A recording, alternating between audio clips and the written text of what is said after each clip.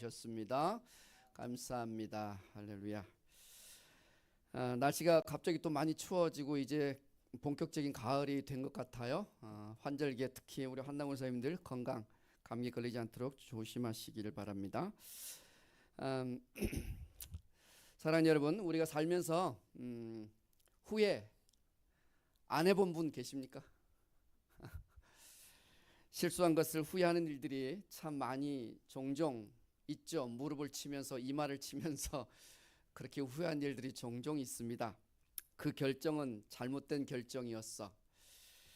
그때 정말 그렇게 하지 말았어야 했는데 그 일은 내 인생의 가장 큰 실수였던 것 같아. 그렇게 후회할 일들이 참 많습니다.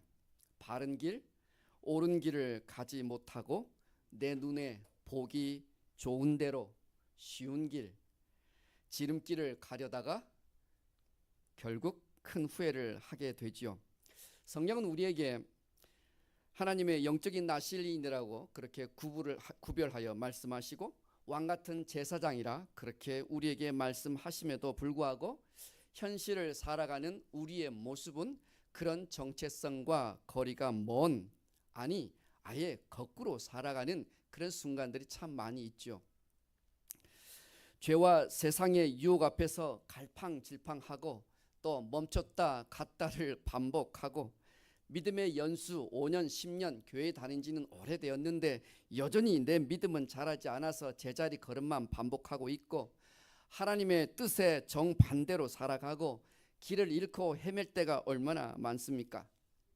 곰곰이 그런 삶을 생각을 해보니 마치 큰 캔버스에 도화지에 우리가 살아온 인생을 한 폭의 그림으로 그려본다고 하면 우리 인생의 캔버스에는 알아볼 수 없는 수많은 낙서들로 가득 차 있지 않을까 그런 생각을 해보았습니다. 삼손의 인생이 그렇습니다. 우리는 어릴 때부터 삼손의 이야기를 무용담으로 너무나 유명한 말만 꼭 꼬집어서 듣고 있었던 것이기 때문이기도 하지만 사실은 참 삼손의 모습을 바라보면 마음이 참 불편합니다. 왜냐하면 나의 모습을 보고 있는 것 같기 때문에 그렇습니다. 삼손의 인생도 실수투성이요 낙서투성입니다. 삼손의 그 연약함, 그 실패, 그럼에도 불구하고 오늘 성경 말씀은 구원의 이야기가 계속 이어지고 있다는 사실이 참 놀랍습니다. 끝까지 하나님은 삼손의 그 낙서 같은 인생, 지워버리고 싶은 그 인생, 그런데 하나님은 그 낙서 같은 인생을 통해서도 여전히 일하고 계시다는 사실, 이것이 오늘 저와 여러분이 한번 묵상해 보아야 할 내용이라 생각했습니다. 삼손의 삶은 나실인의 사명과는 거리가 너무 멀었습니다. 오늘 우리가 14장을 전체 읽어야 하는데 시간이 없는 관계로 10절까지만 읽었습니다. 집에 돌아가시면 꼭 14장까지 한번 눈여겨 읽어보시면 좋겠습니다. 삼손의 인생과 삶이 하나님께 얼마나 부끄러운 인생이었는지 오늘 14장은 아주 여실히 우리에게 보여줍니다. 지지난주 우리가 함께 읽었던 것처럼 3절 말씀에 보니까 딥나로 삼손이 내려가서 그의 눈에 옳게 보였던 블레셋 여인과 함께 결혼하겠다고 아버지께 와서 그렇게 이야기했던 장면 기억나십니까? 삼손은 그렇게 그의 세상의 욕망을 쫓아 딥나로 내려가서 그의 눈에 옳게 보이는, 이쁘게 보이는 여인과 결혼하기로 선택했습니다. 오늘 성경 본문 우리가 읽었는데 오늘 본문을 보니까 사자 새끼가 나오죠. 사자 새끼를 무엇으로요? 맨손으로 그 입을 찢어 그를 죽였다고 성경은 기록해 두었습니다. 그 사자 새끼를 죽이고 난 뒤에 그 길을 또 한번 포도원 그 길을 또 지나가게 되었는데 어느새 그 사자의 그 사체에 벌들이 집을 지어 놓고 꿀덩어리를 만들어 놓은 것을 보게 되었습니다. 그래서 성큼 가서 그 사자의 그 몸에 만들어 놓은 그 벌집의 꿀을 얼른 취하여 그도 먹었고 집에 가서 부모님에게도 그 꿀을 주었다는 이야기가 오늘 기록되어 있어요. 달콤한 이야기가 결코 아닙니다. 왜냐하면 나시린은 절대로 시체를 만져서는 안 되는 규정이 있습니다. 죽여서도 안 됩니다. 내 부모가 돌아가셔도 그 부모의 시신에 손을 댈 수 없는 것이 나시린입니다. 그런데 지나가는 사자를 맨손으로 죽인 것도 모자라서 그 시체에서 만들어진 꿀을 떠먹었다니요. 그래서 그렇게 이야기하고 있는 거예요. 부모님께는 이 꿀이 어디서 났는지 말하지 아니하였더라. 부모님은 그 비밀을 아는 순간 아마도 삼손을 집에서 쫓아도 10번은 쫓겼을 거예요. 우리가 오늘 읽지 않았지만 댁에 가서 읽으라고 제가 권면해 드린 말씀의 10절 이하에 이런 표현이 있습니다. 삼손이 그의 아버지를 데리고 이제 딥나로 내려가서 그가 반한 여인과 함께 결혼식을 합니다. 피로연이 열려졌습니다. 이스라엘 풍습에는 일주일 동안 피로연을 합니다. 결혼잔치 일주일 동안 하는데 오늘 성경의 본문을 보니까 그 부인의 집에 가서 피로연을 하게 되었어요. 그런데 그 고을에 그런 피로연의 전통이 있었던가 봅니다. 그 신부의 친구들을 불러다가 함께 피로연을 했는데 그 청년들이 무려 30명이나 그 피로연에 참여했다고 되어 있어요. 그런데 이 피로연에서 한참 흥이 돋은 이 삼손이 그들에게 수수께끼를 내는 장면이 기록되어 있습니다. 그의 수수께끼는 이런 것이었어요.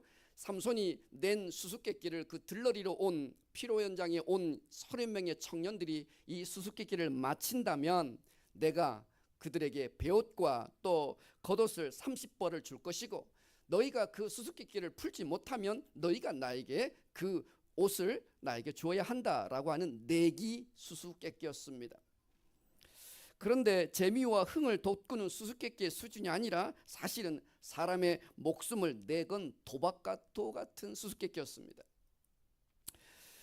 삼손은 그들이 이 수수께끼 어려운 것을 자기만 알고 있는 문제였기 때문에 그 들러리들이 풀 수 없을 거라 장담했는데 웬걸요 그의 부인을 살살 꼬셔서 속여서 그래서 그 수수께끼를 풀고 말았습니다. 결국 들러리들이 수수께끼의 정답을 맞추게 되자 삼손은 그 베옷과 겉옷을 어떻게 준비한 줄 아십니까? 분노와 복수심에 이끌려 딥나라고 하는 옆 동네 에스글론이라고 하는 곳에 가서 무고한 30명을 죽이고 그리고 그들에게서 옷을 빼앗아 그 수수께끼를 풀었던 들러리들에게 나누어 주고는 그의 집으로 돌아왔다. 이것이 14장 뒷절에 있는 이야기입니다. 사사기 14장 이야기는 온통 죽음, 살인, 살해, 부정 이것으로 도배가 되어 있습니다. 부정한 것을 피해야 했던 나시린의 의무와 정반대요 거꾸로의 이야기가 사사기 14장의 이야기입니다. 그런데 성경은 아주 놀라운 역사를 우리에게 기록하며 말해주고 있습니다. 4절에 우리가 오늘은 읽지 않았지만 블레셋 딥나 여인과 결혼하겠다고 할 때에 여호와께서 그와 함께 계셨다고 이야기하고 있습니다. 오늘 6절을 읽었는데 새끼 사자를 죽이려고 할 때에도 여호와의 영이 강하게 삼손에게 임하였다라고 기록하고 있습니다. 오늘 읽지 않았지만 19절에는 아까 제가 이야기했던 것처럼 무고한 사람들을 죽여서 베옷과 겉옷을 빼앗을 때에도 여호와의 영이 갑자기 급하게 삼손에게 임하였다라고 말씀하고 있거든요. 이 말씀을 읽으면서 저는 참 혼란스러웠습니다. 이 말씀을 어떻게 해석해야 되지? 이 말씀을 어떻게 이해해야 되지? 불순종하는 사람에게 자기 소견에 옳은 대로 행했던 사람에게 사명과 정반대로 내려가는 사람에게 실망스럽고 실수투성이고 한심한 삼손에게 왜 하나님의 영이 그와 함께 임하였다고 성경은 기록하고 있는가? 벼락을 맞아도 전혀 이상하지 않을 이 성경 본문 가운데 이 사건들 가운데 하나님의 영이 삼손과 함께 했다는 이 사실 말이죠. 여러분은 어떻습니까? 다행입니까? 이해가 안 되십니까? 하나님의 마음이? 여기서 우리는 하나님의 마음을 조금 이해해야 합니다. 왜 그렇게 실수투성이고 실패투성이었고 그렇게 하나님 앞에서 한심스러운 삶을 살았던 그 삼손에게 하나님은 떠나지 않고 계셨던 건가? 오늘 그것을 우리가 찾아야 합니다. 하나님께서는 우리를 세상의 빛과 소금으로 부르셨고 우리를 거룩한 백성으로 부르셨고 영적인 나시린으로 불렀는데, 그런데 우리는 어떻습니까? 삼손과 다른가요? 내 눈은 여전히 하나님의 거룩한 것을 보기보다는 세상의 화려함을 보고, 우리의 손은 하나님보다 그 세상의 성공을 붙잡습니다. 우리의 마음은 사랑과 희생과 그 용서 대신 미움과 질투와 비교와 욕망으로 흔들립니다. 그 정도는 아니라고 하지만 영적인 일에도 마찬가지인 것 같습니다. 은혜 받았다고 말하지만 은혜를 삶으로 살아내는 것은 우리에게 부족합니다. 말씀에 순종하겠다고 하나님 앞에 다짐해 보지만 결국 작심삼일로 끝나는 게 일수입니다. 마음먹고 성경 통독하겠다고 결심했는데, 그런데 홍수처럼 달려드는 드라마, 뉴스, 유튜브에 눈을 뺏기고 또 실패하고 마는 것이 우리 삶 아닙니까? 그래서 삼손의 모습은 바로 우리의 처절한 자화상입니다.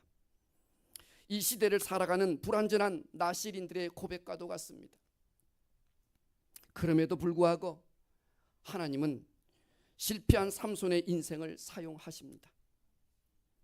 무엇이 실패한 삼손의 인생을, 무엇이 실수투성인 부끄러움밖에 없는 우리 삶을 놔주지 않으시고 끝까지 하나님이 우리와 함께 하시게 하는 것일까요? 사랑하는 여러분, 삼손의 이야기는 그의 실수로 끝나는 것으로 그 이야기가 종결되지 않습니다. 낙서투성이었던 그의 인생 한복판에 하나님은 이와 같은 놀라운 말씀으로 선언하고 계시는 것이지요. 육신의 욕망을 따라서 살았던 그 삼손, 동물을 맨손으로 찢어서 힘자랑하다가 자신을 부정하게 했던 삼손, 분노와 복수심에 사로잡혀 무고한 사람을 그렇게 30명이나 죽을 때 죽였던 그 삼손, 그럼에도 불구하고 우리 하나님은 그를 버리지 않고 함께 계셨다는 것이죠. 넘어지고 실수하고 미끄러져 내려간 그 인생 가운데 하나님이 함께 하셨고 하나님의 영이 그와 함께 하셨다고 성경은 분명히 우리에게 이야기해요. 도대체 이 말은 무슨 말일까요? 성령님께서 이방 여인과 결혼을 주선하기라도 했단 말일까요? 사자를 찢어 죽이도록 성령께서 삼손의 마음을 감동시켰다는 말씀일까요? 무고한 생명을 살육할 힘을 성령께서 주셨다는 말씀일까요? 아니에요. 성령님은 그와 같은 잘못된 선택을 조장하시는 분이 아닙니다. 오히려 나실인으로서 해서는 안 될 일을 했음에도 불구하고, 실망시켰음에도 불구하고, 잘못된 선택을 했음에도 불구하고 그 실수와 실패 그조차도 품으시고 도우셔서 그 삶을 끝까지 사용하시려는 하나님의 임재, 바로 그것이 성령께서 그와 함께 하신 이유였음을 믿으시기 바랍니다. 이것이 우리에게 은혜입니다. 삼손을 손가락질하고 욕할 일이 아니에요. 그 삼손은 곧 우리의 모습이기 때문에 그렇습니다. 삼손에게 베풀어지는 하나님의 이 은혜가 없었다면 오늘 우리도 이 자리에 존재할 수 없었을 것이에요. 하나님께서는 완벽한 사람, 완벽한 상황만 사용하시지 않습니다. 오히려 실수하고 넘어지고 실패하고 불순종으로 점철된 우리의 삶을 붙잡으셔서 결국에는 하나님의 손을 이끌어내시는 분이 우리 하나님이신 줄 믿으시기 바랍니다. 이것이 바로 우리가 이해할 수 없는 하나님의 섭리입니다. 하나님의 섭리.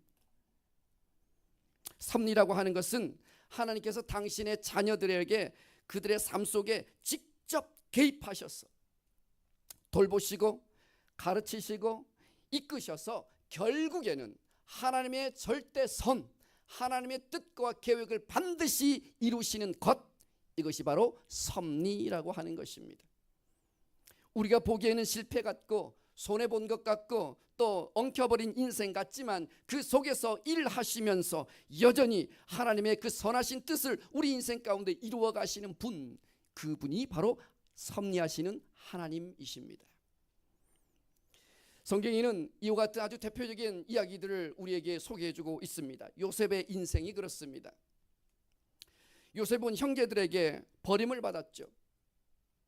노예로 팔려갔습니다. 또 누명을 쓰고 감옥에 갇히는 신세까지 되었습니다. 누가 보아도 실패하는 인생이요, 인생의 나락을 간 그런 인물인 것 같습니다. 그러나 요셉은 끝내 이렇게 고백하죠. 창세기 50장 20절에 당신들, 즉 형제들을 이야기하는 거예요. 자기를 팔고 자기를 미워했던 그 형제들을 향해 이렇게 이야기하는 거예요. 당신들은 나를 해하려고 하였으나 하나님은 그것을 선으로 바꾸사 오늘과 같이 많은 사람의 생명을 구원하게 하였나이다. 하나님은 인생의 낙오자요, 실패자요, 루저로 추락하는 요셉의 인생을 그냥 놔두지 않으시고 직접 개입하셔서 그의 떨어지는 그의 인생을 다시 붙잡으셔서 그의 인생을 다시 구원하는 사람으로 사용하셨다는 것이죠.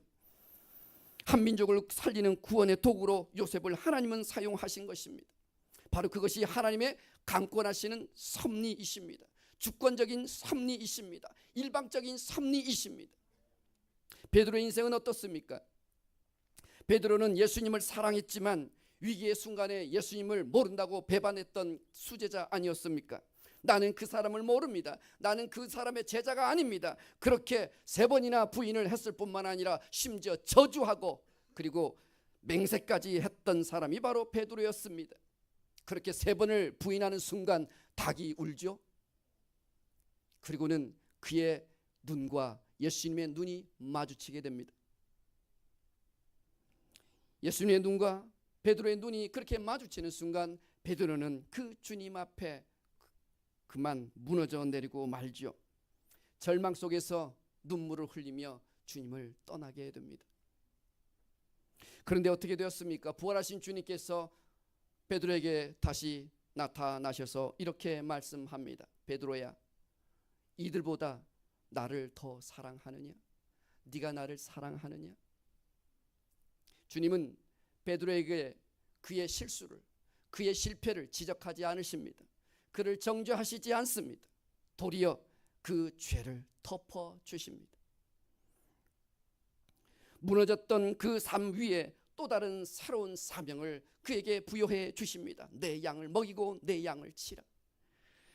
그의 배신은 끝이 아니었던 것이죠. 그것은 하나님의 섭리가 새로운 시작을 열어가는 그런 순간이었던 것입니다. 성경은 우리에게 끊임없이 이와 같이 실패했던 바로 그 삶의 자리에 하나님의 섭리의 은혜가 함께 있다는 사실을 우리에게 말해주고 있습니다. 삼손의 삶이 그러했던 것처럼 말이죠. 이것이 바로 하나님의 섭리예요. 요셉의 감옥 간 이야기, 베드로가 주님을 배신했던 이야기, 삼손이 그 몰락한 이야기, 이 3가지 이야기는 세 시대가 각각 다른 이야기로 존재하는 것이 아니라 하나님의 섭리의 그 끈으로 강하게 그렇게 단단히 이어져 있는 이야기입니다. 하나님은 완벽한 사람을 통해서만 일하지 않으십니다. 실수하고 넘어지고 부서진 사람을 통해서도 하나님의 뜻을, 하나님의 계획을 반드시 이루어 가시는 분이십니다. 우리의 연약함 때문에, 우리의 실수 때문에, 우리의 부끄러운 모습 때문에 실망하지 마십시오. 하나님의 섭리의 은혜가 우리 가운데 있습니다. 하나님은 지금도 우리를 바라보고 계십니다. 혹시 자녀의 실수로 마음이 무너져 있는 부모님들이 계십니까? 혹시 자신의 실패와 실수 때문에, 나의 그 연약함 때문에 낙심한 성도들이 있습니까? 그러나 기억하십시오. 하나님은 우리의 실패를 통해서도 일하시며 그 섭리의 은혜 가운데 오늘 우리에게 함께 임하여 계시다는 사실을 말이지요. 때로는 그 실패를 통해서만 우리가 배울 것이 있기 때문에 그 삶의 자리에 두시기도 합니다. 그 실패의 자리, 낙심의 자리, 그 자리를 딛고 일어섰을 때 얼마나 하나님의 은혜가 크고 놀라운지를 우리에게 배우고 가르치기 위해서 그 자리에 두시기도 한다 말입니다. 그러나 하나님의 영은 영원히 우리를 떠나지 않는다는 사실을 기억하십시오.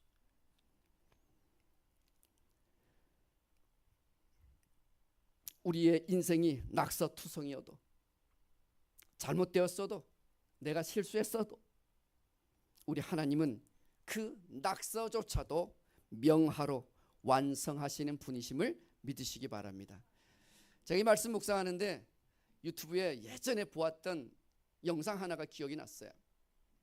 그래서 여러분과 나눈 이 말씀의 주제와 너무 어울려서 1분 30초짜리 영상을 하나 여러분과 함께 보려고 하는데요. 잠시 제가 전한 이 말씀과 빗대어 이 영상이 무엇을 의미하는지 잠깐 한번 생각해 보셨으면 좋겠습니다. 영상 부탁합니다.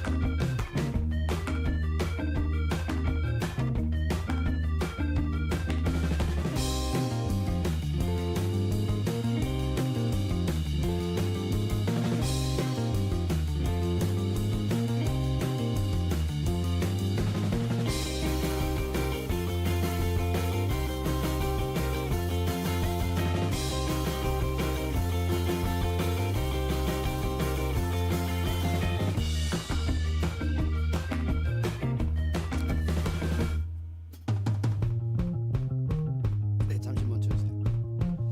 왼쪽에 있는 것은 그림이라 보기에는 어렵고 낙서지요. 오른쪽은요, 작품이 되었습니다. 우리 인생의 낙서 같은 우리 인생도 하나님이 만지시면, 하나님이 개입하시면, 역사하시면 이런 명작으로 다시 재탄생된다는 사실을 기억하십시오. 어떻게 우리 하나님은 내 삶 속에서 섭리하실까? 어떻게 하나님은 인생의 이 낙서 같은 내 인생을 저렇게 올빼미로 멋지게 만들어 그려주실 수 있을까? 삼손이 사자를 찢을 때에도, 아스글론에 가서 30명과 싸울 때에도 하나님의 영이 강하게 그리고 갑자기 그에게 임했다고 성경은 이야기하고 있지요. 삼손의 진짜 힘은 그의 머리에 삭도를 대지 않은 머리에서가 아니라 성령에게 있다는 사실을 기억하셔야 합니다. 삭도를 대지 않은 그의 머리는 상징일 뿐입니다. 성령께서 삼손과 함께 일하셨고 그 삼손의 실수를 바로잡아 그의 사명을 이루어내고야 마시는 하나님의 섭리의 은혜가 그의 인생 가운데 있었던 것처럼 그 성령은 오늘 저와 여러분에게도 동일하게 내주하시고 역사하고 계심을 믿으시기 바랍니다. 우리 안에서 지금도 하나님의 일을 이루어가고 계십니다. 하나님의 뜻을 지금도 이루어가고 계시고 일구고 계시다는 사실을 기억하십시오. 로마서 8장 26, 27절 말씀 함께 우리 봉독해 보겠습니다. 시작. 이와 같이 성령도 우리의 연약함을 도우시나니 우리는 마땅히 기도할 바를 알지 못하나 오직 성령이 말할 수 없는 탄식으로 우리를 위하여 친히 간구하시느니라. 마음을 살피는 이가 성령의 생각을 하시나니 이는 성령이 하나님의 뜻대로 성도를 위하여 간구하심이라. 성령께서 말할 수 없는 간절한 그 간구하심으로 하나님께 간구하여 하나님의 뜻이 우리 인생 가운데 이루어질 수 있도록 기도하고 계시다는 사실을 기억하시기 바랍니다. 여러분이 성공할 때, 여러분이 실패할 때, 여러분이 실수하고 부끄러운 가운데 있을 때도 성령은 쉬지 않으시고 하나님의 뜻이 우리 인생 가운데 이루어질 수 있도록 일하고 계시다는 사실을 꼭 기억하시길 바라요. 그 성령께서 요셉에게 역사하셨을 때 그 요셉의 형들을 미워하는 마음이 도리어 사랑하는 마음, 용서하는 마음으로 바꾸어 주셨지요. 그 성령께서 베드로, 그 배신했던 베드로의 입술 가운데 역사하시니까 그 베드로의 배신했던 입술이 복음을 전하는 입술, 복의 입술이 되게 하셨던 것처럼 그 성령께서는 실수하고 실패한 우리 인생 가운데서도 지금도 여전히 일하고 계시다는 사실, 실패했지만 실수했지만 내리막길로 내려갔었지만 아프고 절뚝거리고 성장이 멈춘 내 인생, 부끄러운 인생 같았지만 그러나 기꺼이 성령께서는 아버지 하나님의 뜻을 지금도 일구고 계시다는 사실을 기억하시기 바랍니다. 그러므로 요셉처럼 억울한 감옥 생활 속에서도 힘든 중에서도 하나님 앞에 신실하시기를 주의 이름 축복합니다. 베드로처럼 실패했어도 예수님의 십자가 붙잡고 다시 사랑하기로 작정하시기를 주의 이름으로 축복합니다. 삼손처럼 무너진 그 자리에서 다시 일어서서 하나님을 부르고 기도하는 저와 여러분이 될 수 있기를 주님의 이름으로 축복합니다. 그래서